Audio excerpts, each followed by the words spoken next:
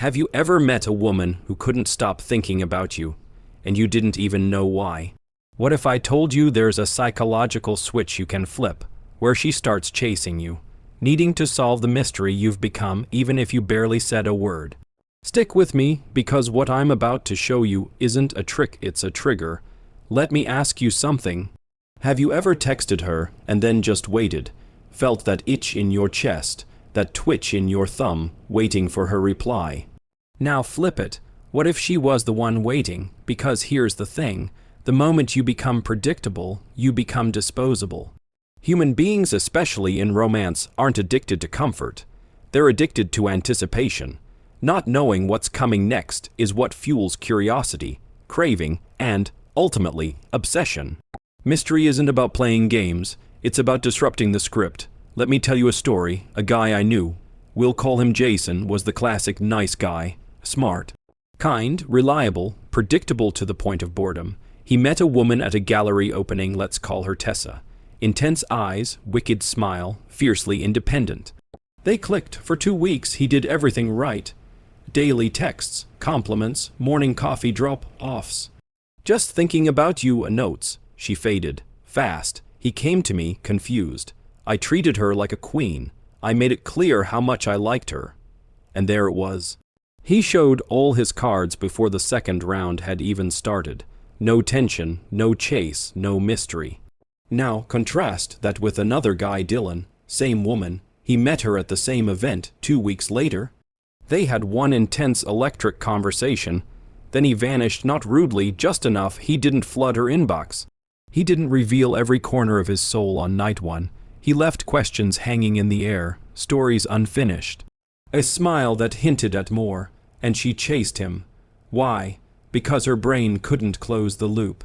Psychologists call this the Zeigarnik effect, the tendency of the human mind to fixate on the incomplete. A mystery, left unresolved, is more powerful than an answer delivered too soon. This is what mystery does. It doesn't say, I'm hiding something. It whispers, there's more to me than you can see right now. And that's irresistible. You don't need to be tall. You don't need to be rich. You don't even need to be conventionally handsome. You need to make her wonder, not in a manipulative way, but in a way that says, I don't need to be known to be valuable. Because here's the brutal truth most guys don't want to hear. The more available you are, the less valuable you appear. Think about every movie you've loved, every book that's kept you up at night. They all start with a question: who is this character? What's going to happen next? How is this story going to end? You are no different, and when you strip away all the mystery too soon, you rob her of the emotional investment that comes with discovering you. We live in a world where everything is instant gratification, instant validation, and in that flood of availability, the rarest currency is uncertainty. Let me give you another real-world example. A client of mine, high-value guy, CEO type, had this pattern. Women would fall hard, fast, and then leave. Why? Because he made himself a vending machine of validation. You press a button, and out comes a compliment. Another button, here's your good morning text. We changed one thing, the timing of his attention. He didn't stop being kind. He just stopped being predictable. He'd disappear for a day, off-grid, no explanation. Then reappear with something unexpected. A photo of a book he's reading, a cryptic question, a challenge. Suddenly they were hooked. Why? Because now his attention meant something. It wasn't a free-flowing faucet, it was a reward. Unpredictable, desirable, he became the plot twist, not the background character. This is what you must become. Not mysterious like a cartoon villain. Ooh, I have secrets. But mysterious like a man who doesn't need to explain himself. Because deep mystery doesn't come from silence, it comes from self-containment. It comes from being a man with an inner world she hasn't been granted access to yet. You become that man when you have purpose outside of her, when your validation isn't outsourced to her replies. When your life isn't a performance designed to win approval, but a story unfolding on its own terms. She should earn access to you, not because you're playing power games, but because you have value, and value doesn't beg. Do you want to know the dark psychological truth most people ignore? Certainty is comfort, uncertainty is addiction. A little uncertainty, done right, activates the brain's reward circuitry. Dopamine floods in, the chase begins. The obsession deepens, and here's the kicker. It's not about being cold. It's about being unpredictable in a way that leaves her curious, not confused. You give just enough of yourself to make her lean in, and then you pause. You don't finish every sentence. You don't respond immediately. You let moments breathe, because silence, when used right, is seduction. One more story. I met a woman once at a rooftop party in L.A. Model, smart, had every guy orbiting her. She asked me a question, I answered but only partway, then I changed the subject. Later, I mentioned something from my past, but didn't elaborate. Her words to me later that night, "You're dangerous. I don't know why, but I can't stop thinking about you." Dangerous doesn't mean violent. Dangerous means emotionally ungraspable. Mystery isn't a mask, it's a magnet, and it only works when what's underneath it is real. So you want her to choose you over anyone else. Don't give her everything. Give her the feeling that there's more. That you're a story worth unfolding. That every time she thinks she's figured you out, there's another layer she hasn't touched yet. That's the power of mystery, not lies, not manipulation, but the confidence to stay undefined, because when she can't label you, she can't forget you. And that, my friend, is when she starts choosing you. Not because of what you gave her, but because of what she's still trying to figure out. What if I told you that the moments she remembers you most aren't when things were calm, but when her emotions were on fire? Here's the secret most men miss. Women don't fall in love during perfect moments. They fall in love during intense ones. And the man she feels those moments with, the man who's there in the highs and unforgettable in the lows, gets wired into her brain like a song she can't stop playing. This is emotional imprinting. And when you learn how to control it, you become the emotion she can't live without. Let me show you how it works. We're all emotional creatures. Even the most logical, most self-controlled person on earth is governed by their emotions, especially when it comes to connection. Now, neuroscience tells us this. The brain doesn't store memories evenly. It stores emotional moments, particularly intense ones like tattoos. If she's crying on the bathroom floor and you're there, holding her, saying the one thing that cuts through the noise, that's an imprint. If she's laughing so hard her stomach hurts at 2 a.m. on the rooftop of some downtown building and you're the one beside her, that's an imprint. If her heart's racing, the night feels electric, the moment feels alive, and you're looking into her eyes like you see through her soul. You're no longer just a man, you're a memory, and that's what you want to be. Let me tell you about Marcus. Marcus was a master of emotional imprinting, not by birth, not by accident. He studied it. He met a woman, Lee, through mutual friends. Gorgeous, sarcastic, guarded. Most guys tried to win her over with charm, flowers, fancy dinners, predictable nonsense. Marcus did something else. He timed his presence. He didn't show up randomly. He showed up strategically. One night, she called him upset after a brutal fight with her sister.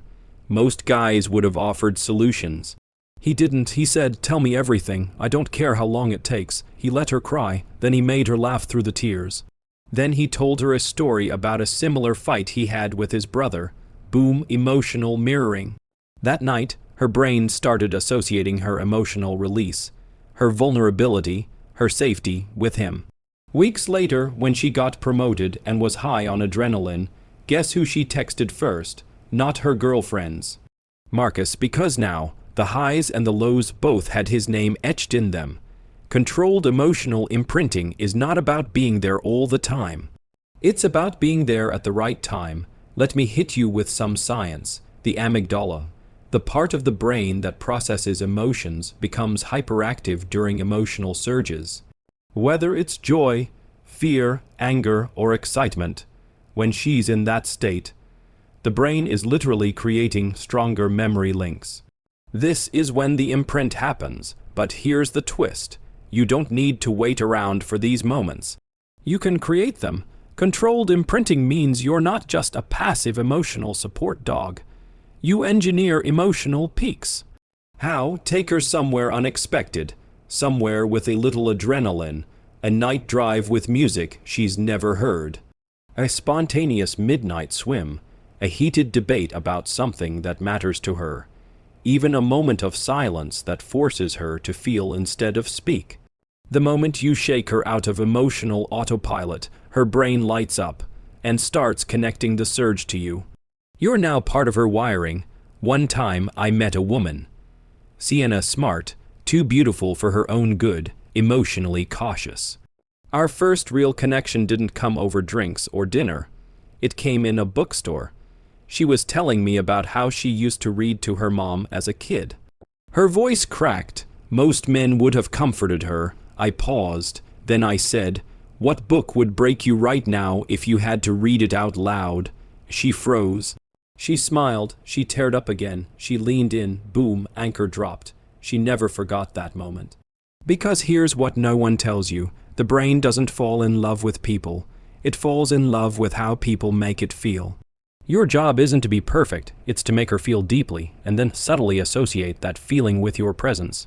That's what imprinting is. It's not about always being the good guy, or the knight in shining armor. Sometimes it's about being the man she argued with and then reconciled with, because conflict is an imprint too. A controlled disagreement, a tension that later releases into connection, that's bonding on a neurochemical level. Now listen carefully. Too much emotion without safety creates trauma. Too much safety without emotion creates boredom. The sweet spot, the addiction zone, is controlled intensity. You show her chaos, you hold her through it. You show her joy, you amplify it. You show her loss, you honor it. And every time you do, your presence becomes more than just you. It becomes the experience of feeling alive. And that, my friend, is when she can't walk away. Let me give you one last story. This guy, Andre, quiet, intense, almost poetic in his way of speaking, wasn't the type most women noticed first. But once they did, they never forgot him. Why? Because he had this gift. He'd notice what a woman was really feeling even before she did. And he'd name it gently, fearlessly. He once said to a woman on their second date, "You smile like you're convincing yourself everything's fine. But I think there's a storm you're not ready to talk about yet. I'll wait." She stared at him, her eyes welled up. From that night forward, she craved his insight, his presence, his attention, because no one had ever seen her like that before. That's not game, that's imprinting. And it lasts. Because while the world is full of people who distract from emotion, the one who can anchor it becomes unforgettable. So don't chase comfort. Don't be the nice, steady, neutral guy who's always there. Be the man who touches her soul when it's exposed. Be the one she remembers when the world goes quiet, because that imprint, that's the beginning of obsession. And obsession doesn't fade. It replays again and again and again, with your name on it. Have you ever had someone pull you in, just close enough to taste the intimacy, then take a step back? You felt confused, drawn in, agitated, maybe a little obsessed, and then you chased. That's not an accident. That's push-pull, and when used right, it's one of the most powerful psychological weapons in attraction. See, most people try to win love with consistency.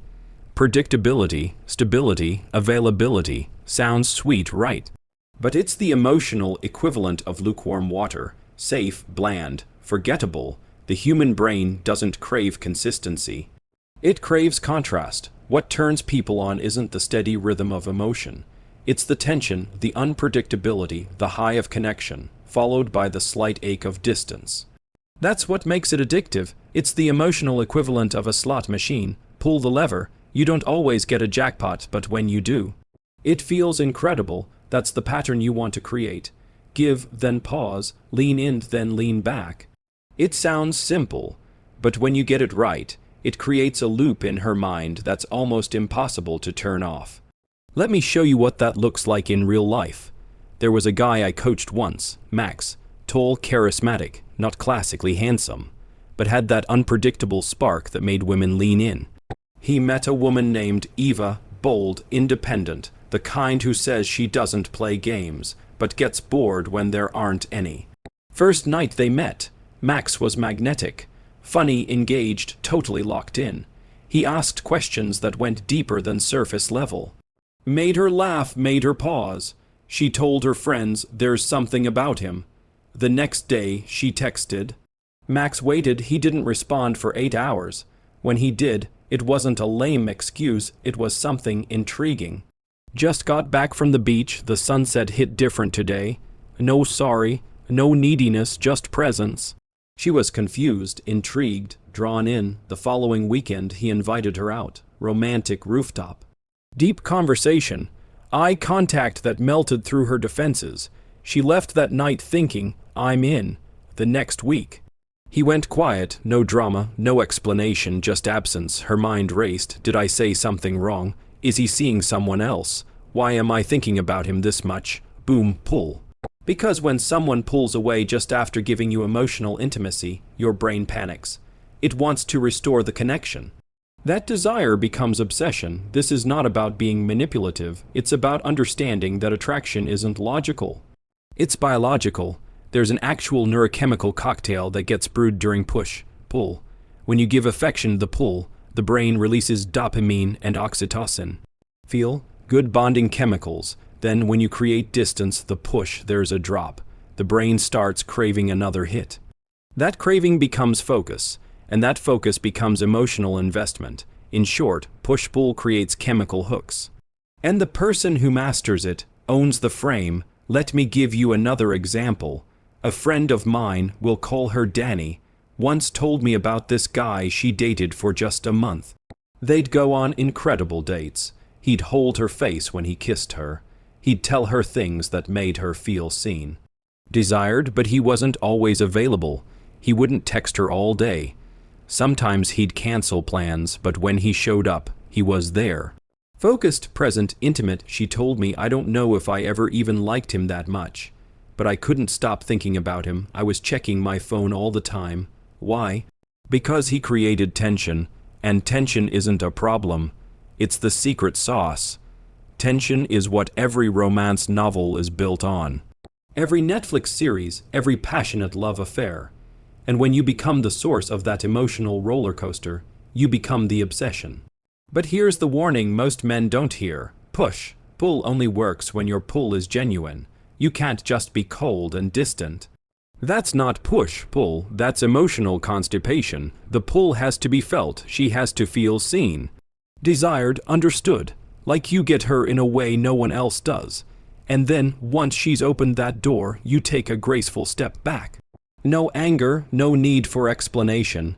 Just enough space to make her feel the absence of your presence.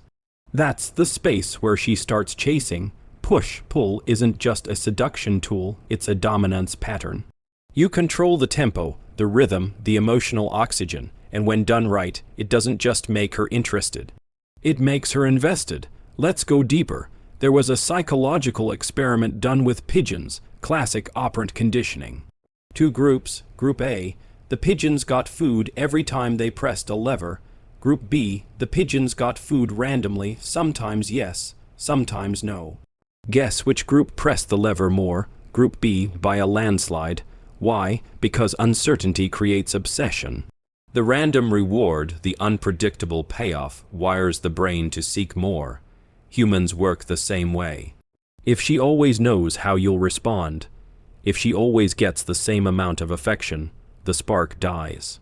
You become background noise, but if sometimes you give her everything, and sometimes you step away, her brain starts working for your attention. She starts trying to decode you, understand you, win you. That's the loop. Now, this doesn't mean be cruel. You're not trying to confuse or damage someone emotionally. You're creating contrast, so she never flatlines emotionally around you. Think music. A great song isn't the same note over and over. It's the rise and fall, the build and drop, the tension and release. You want your presence to feel like that. So how do you master this? Start with calibration. Warmth first, always. The pull, the depth, the connection. You earn her trust, spark her emotions, open her heart.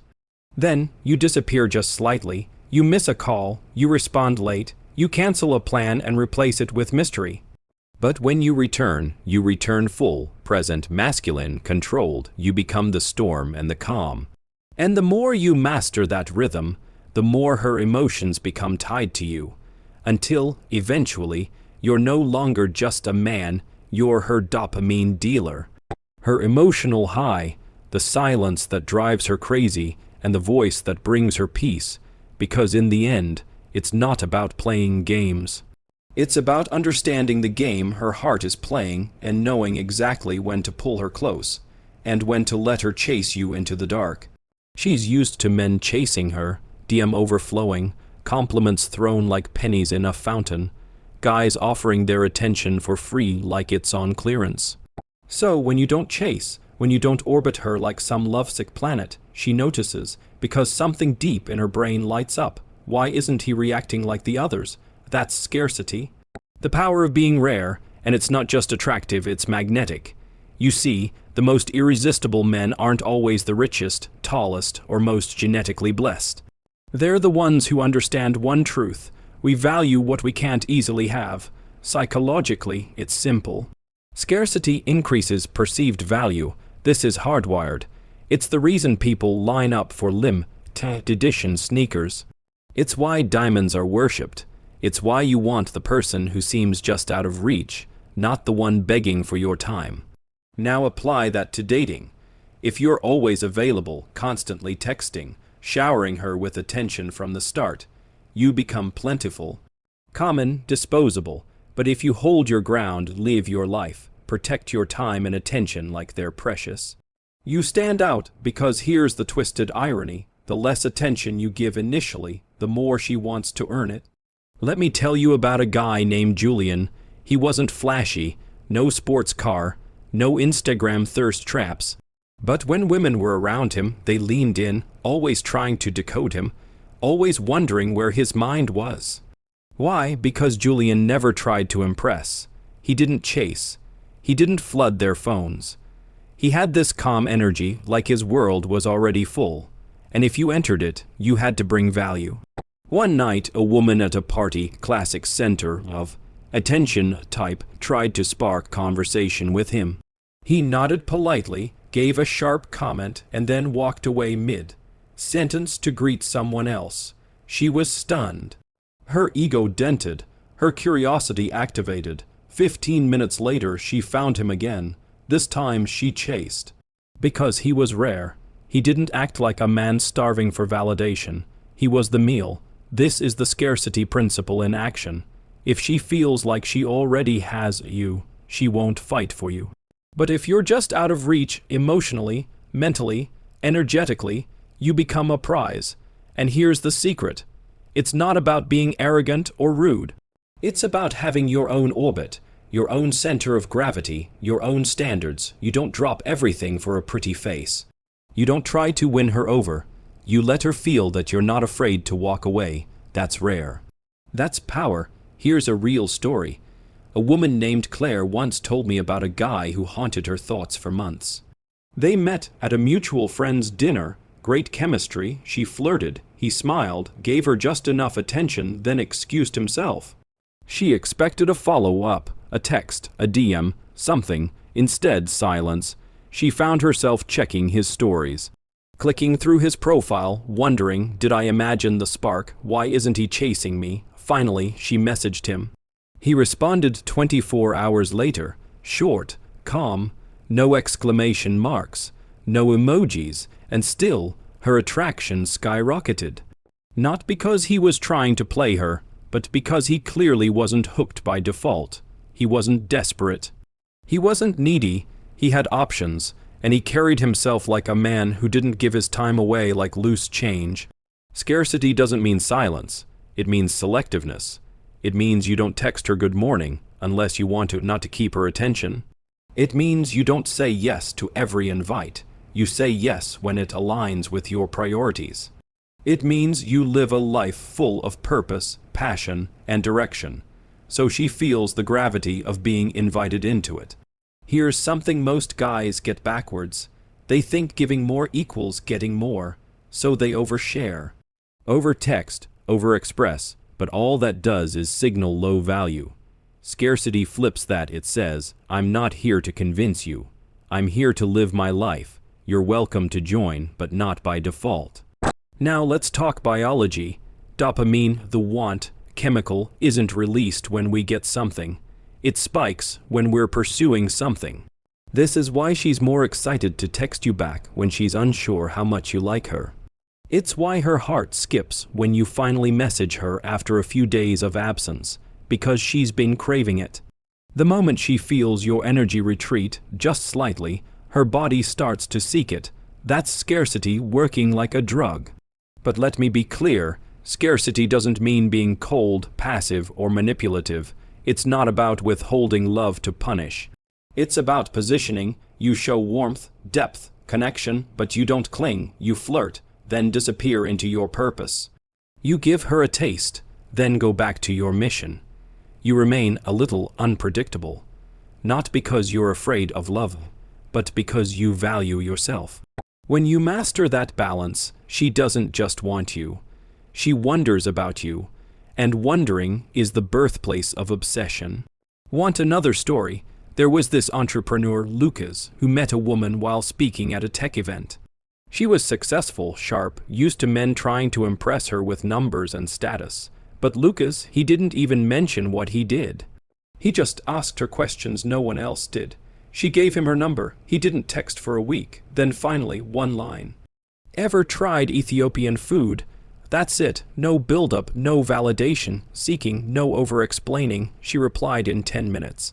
She later admitted, I knew I had to go because he didn't need me to. That's scarcity, and it's deadly in the best way. Because when you're rare, emotionally composed, self-driven, selectively available, you flip the script. You're no longer the guy auditioning for her attention. You're the one she wants to impress. You become the standard. So here's the truth. Scarcity isn't about pretending. It's about building a life so rich, so full, so purposeful that your presence becomes a privilege. And when she feels that, you don't have to chase her. She'll come to you again and again, wondering why you feel different from every man she's ever known. Most men try to impress women by showing off what they think is valuable: success, status, muscles, charm, dominance. But what actually works, showing her herself, not her face, not her job, not the version she posts on social media. I mean the version she hides, the one that still believes in love but pretends not to, the one that wants to be seen without being exposed, the one whose dreams feel too soft for the world she's learned to be hard in. That's what she's craving, someone who reflects back the truth of her. We call that mirroring, and when it's done right, it bypasses every wall she's ever built and taps directly into her soul. Here's how it works. Humans are inherently drawn to what's familiar, not just in appearance or personality, but emotionally. When someone reflects our emotions, our values, our wounds, it triggers deep connection. It feels like fate. But it's really just deep rapport. This isn't manipulation, it's recognition. You're not pretending to be her. You're showing her that you understand what moves her. Let me give you a real story. A woman named Lydia once told me about a guy she dated briefly. He wasn't flashy or loud, didn't flex on her or try to prove anything. Instead, on the second date, he asked a question that no man ever had. When you were a little girl, what kind of love did you imagine you'd have by now? She froze. That question sliced through her walls like a warm knife. He wasn't prying, he was seeing her, the hidden her. She answered slowly, almost cautiously, and when she did, he didn't mock her hope. He matched it, not by saying me too, but by reflecting her belief with slightly different words. He said, I think there's something sacred about the kind of love that grows after the masks drop. Not a copy. Not pandering, a subtle mirror of what she believed but never said out loud. She told me I felt exposed and safe at the same time. That's the sweet spot. That's when you stop being a guy she likes and start becoming a man who knows her. And the psychology backs it up. The concept of mirroring in psychology refers to the subconscious mimicry of another person's behavior, tone, or emotional state. It's hardwired into us, a survival instinct, a bonding mechanism. But when you use it consciously, subtly in conversation, it creates emotional resonance. The key is subtlety. You don't repeat her words like a parrot. You don't fake agreement with everything she says. You reflect her in feeling, not in form. Let's say she tells you she wants to quit her job and open a wellness studio. Most guys will say one of two things. One, that's cool, do what makes you happy. Boring, forgettable. Two, oh, you should totally do that. I've always been into wellness. Inauthentic. What you say is something deeper. Something like, sounds like you've had that dream tucked away for a while. Must be both exciting and terrifying. That one line shows you get her. You see the risk, the hope, the longing without her having to spell it out. That's mirroring. Let me give you another example. A man I once coached. Ryan was on a first date with a woman who had the I've been hurt before energy. Guarded but curious. Midway through their drink, she mentioned in passing, I'm not really great at trusting people off the bat. Most men would reassure her, you can trust me. But Ryan, he mirrored her inner world instead. He said, that makes sense. Usually when people say that, it means their loyalty is strong, they just learn to protect it. Boom. Game over, she smiled. Her body softened. She leaned in. Why? Because he wasn't trying to convince her he was different. He just showed her that he understood why she was the way she was. That kind of mirroring unlocks her defenses because it signals, you don't have to explain yourself to me. Now here's the deeper level, mirroring her insecurities, not exploiting them. Reflecting them gently, like holding a cracked mirror up to someone and saying, you're still beautiful. If she's ambitious but secretly fears she's too much, you say something like, the world doesn't always know what to do with powerful women who know what they want. But the right people, they don't just handle it, they crave it. You're not saying she's not too much. You're saying you see the fear and you admire what's underneath it. If she's soft-spoken and worries she's not bold enough, you don't say you should speak up more. You say, there's something rare about someone who listens before they talk. You make the space feel calmer, like nothing needs to be forced. You're flipping her perceived flaw into a value. That's advanced mirroring. It makes her feel safe being fully herself. Because here's the truth most men miss. She doesn't want a man who's perfect. She wants a man who sees her imperfection and still stays. She wants to feel known, not just desired. That's the deeper game, not trying to impress her, but impressing her with how deeply you see her. So how do you train this? It starts with listening, not to respond, but to understand.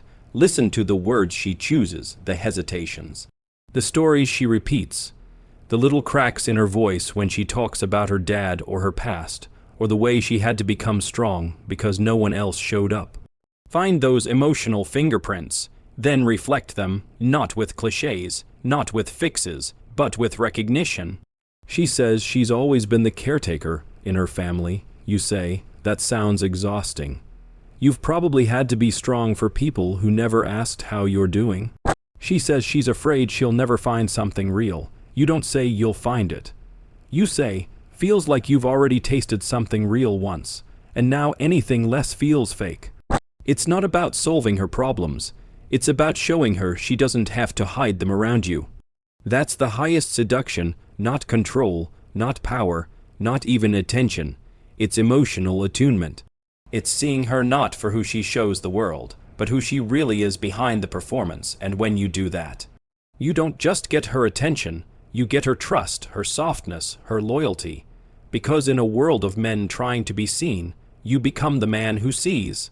Jealousy is a fire most men fear, but the rare man, he knows how to hold the flame without burning the house down.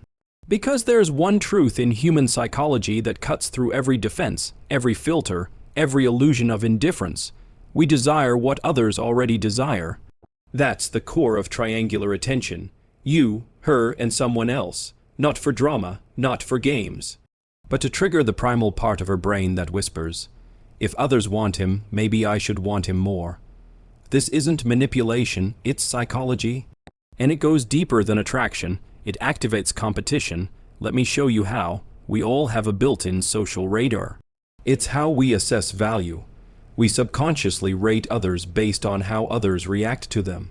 If you walk into a room and women glance, smile, laugh in your direction, Even just a little, that's all it takes. You've been socially validated, now apply that to dating.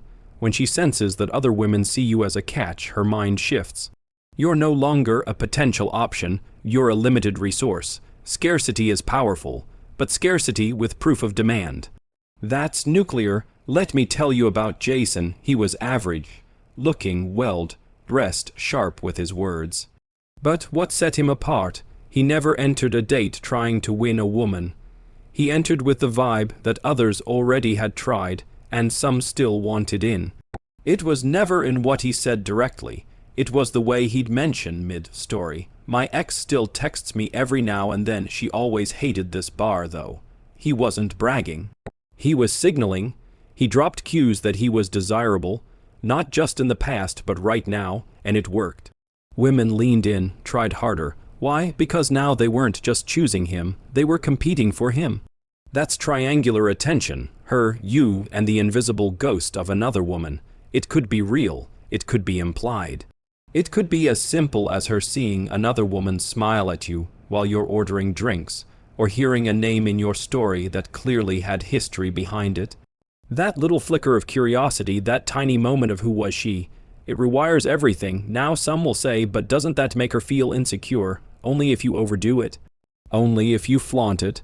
The power of triangular attention is in subtlety. You're not shoving it in her face. You're letting her discover it. Let me give you another example. A woman named Tessa once told me about a guy she briefly dated, charming, funny, confident. But what stuck with her? They were walking through a street market.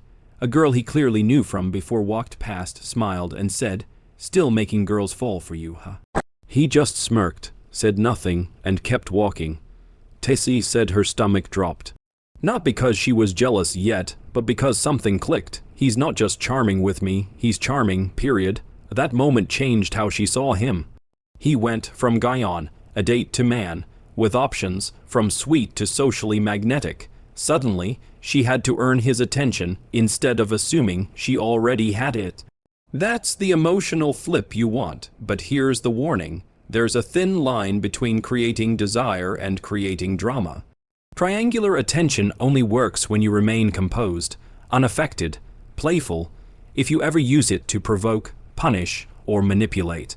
You've lost the frame. She won't be drawn to you, she'll be repelled. The point is not to make her jealous. The point is to remind her subtly that she's not the only one who could want you, that you're not a man seeking approval. You're a man choosing carefully. There's even science behind this. A study published in the Journal of Social and Personal Relationships found that when people are made aware that a potential romantic partner is desired by others, their interest in that partner increases significantly. It's called mate choice copying. It happens in nature too. In animal mating behavior, females are more likely to choose males who have already been chosen by other females because it signals high genetic value. Humans are no different. We just use eye contact, body language, and social cues instead of feathers and mating dances. So how do you apply this in real life? It starts with your energy. If you walk into a date already radiating the vibe that others want you, not because you said it, but because you carry it, she'll feel it. It's in your calmness, your lack of neediness, the way you take your time to respond, the way you glance at the room without obsessing over her every move.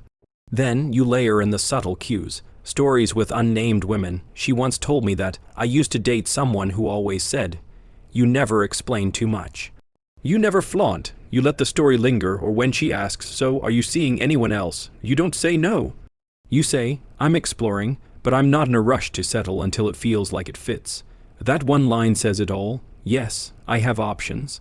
But I'm selective. Even better, let her see it. She sees the waitress smile at you.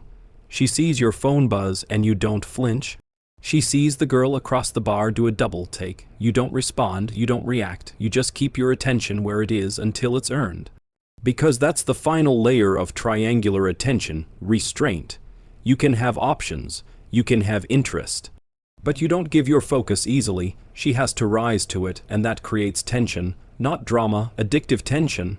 Because now she's wondering, who else wants him? Has he already had women like me? What will it take to be the one he chooses? That's the game. Not chasing, not convincing, not proving, but letting her feel your value through how others respond to you, without you ever having to say a word. You don't attract her by chasing, you attract her by standing still with something magnetic in your stillness.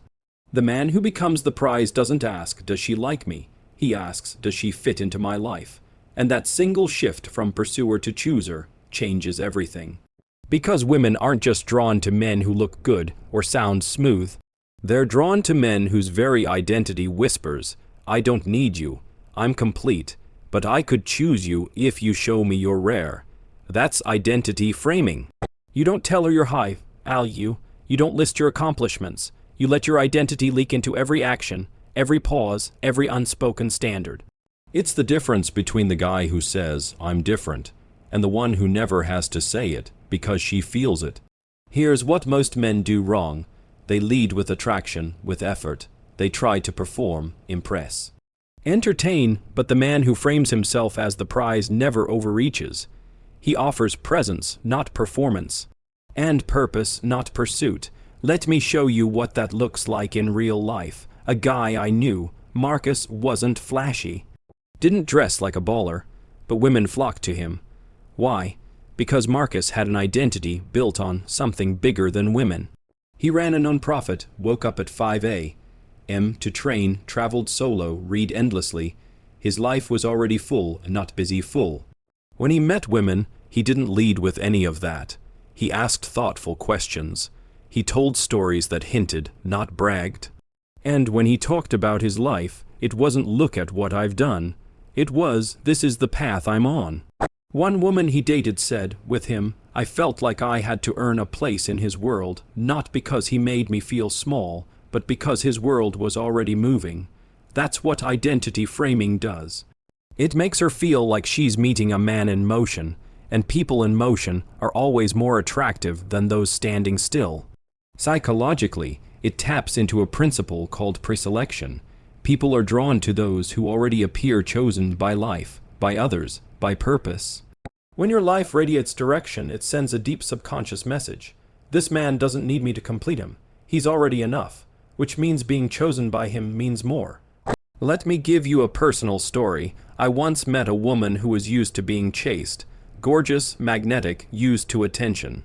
Most guys folded into flattery within 5 minutes, but I didn't bite. I asked her what book changed her world view. She hesitated. No one had ever asked. She said, why that question? I said, because who you've been is interesting, but who you're becoming, that's what I care about. Her face changed. I wasn't asking to flirt, I was asking to frame. I framed myself as someone who values growth and only surrounds himself with people on that path. In that moment, the dynamic flipped. She wasn't evaluating me. She was wondering if she measured up to my standard. And that's the essence of identity framing. You subtly set the standard, and she selects into it.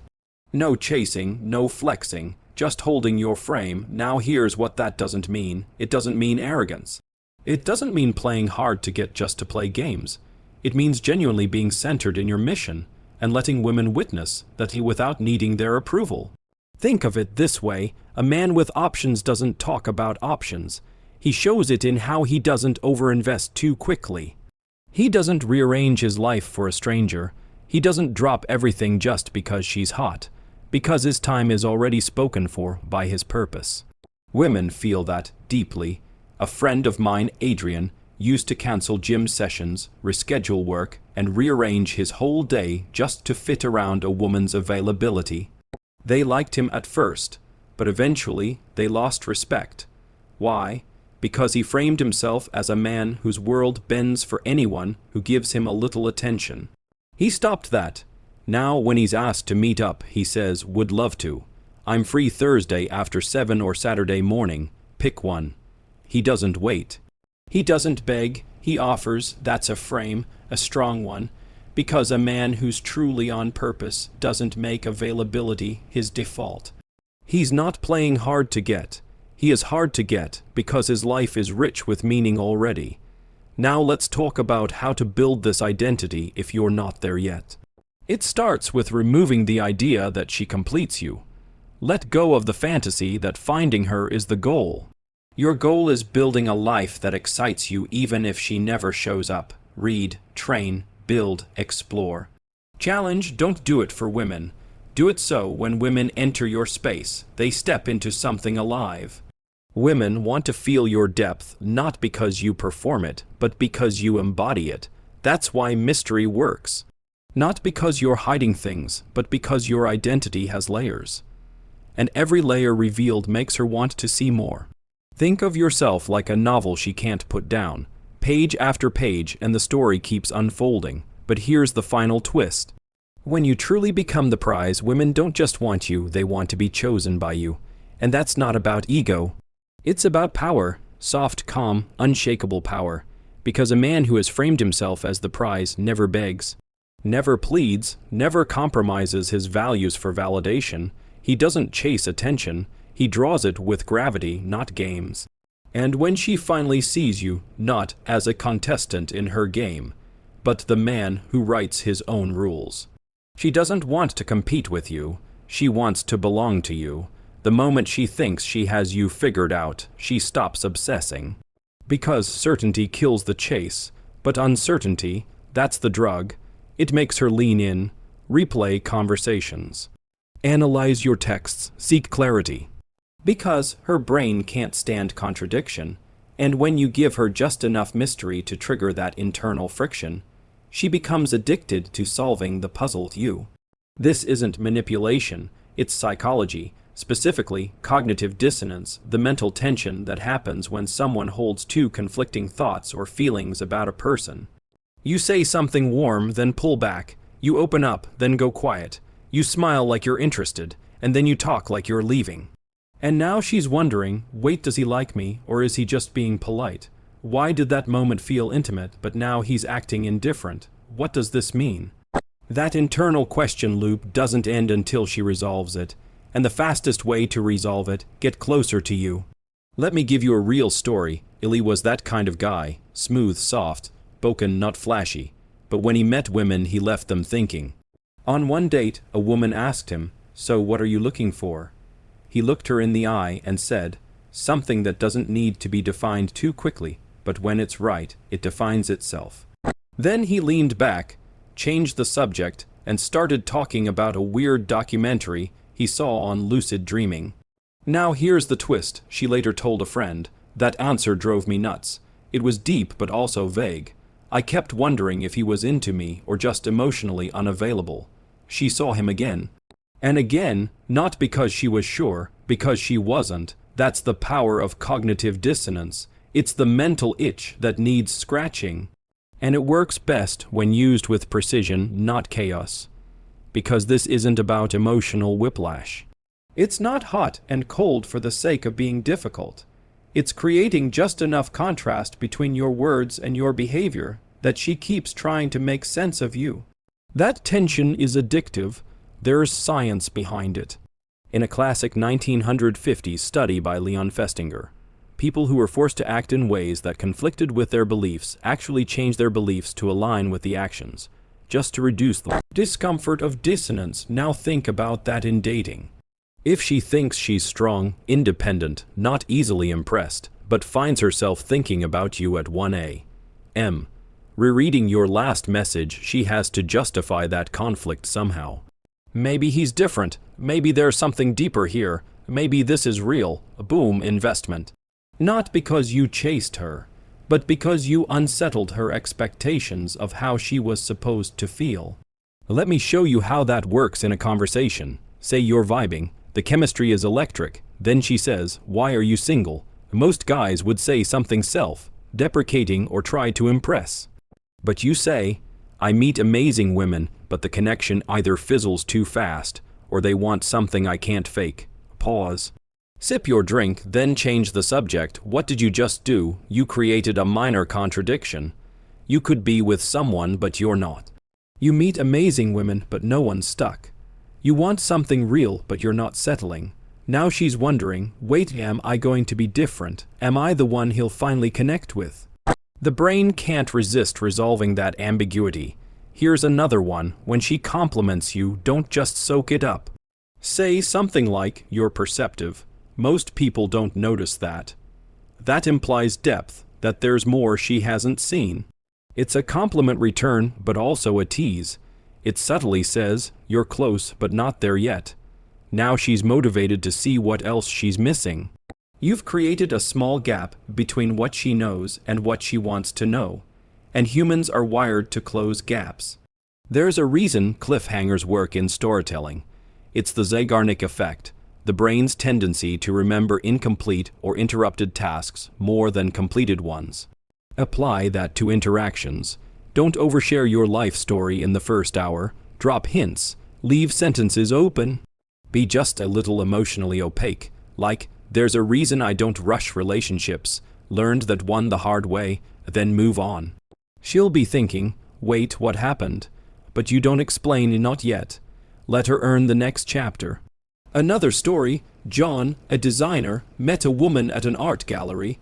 They talked for an hour, deep eye contact, shared humor. When she leaned in to exchange numbers, he smiled and said, "You're trouble, but the good kind. Text me next time you're bored of surface-level people." He didn't chase. He didn't play hard to get. He planted a subtle paradox. She's trouble, but good trouble. She's interesting, but maybe not deep yet. Guess what happened? She texted him 2 hours later. "Okay, you got me. I hate surface-level people." She was chasing not because of his looks or words, but because she wanted to resolve the tension he left her with. Now, here's the nuance. This strategy fails if you fake it. The contradiction must feel authentic, not forced. You can't act cold one moment and desperate the next. You can't be confusing just to be confusing. You must have a core of clarity about yourself, your values, your direction, and then play at the edges of mystery. Cognitive dissonance isn't chaos, it's contrast. It's showing her warmth and withholding explanation. It's letting her feel intimacy without overcommitting. It's leaving her questions open, so she keeps coming back for answers. Because the second she thinks she fully understands you, she files you away, categorized, labeled, forgotten. But if she feels like she almost knows you, like there's one more layer, one more truth, one more moment to uncover, she stays. Not because you pushed, not because you performed, but because you let her mind chase what her heart can't quite hold yet. Want me to break down the next secret? If this unlocked something for you, and you're ready to dive deeper into the psychology that flips the script and makes her chase you, hit that like button and subscribe. This is just the surface.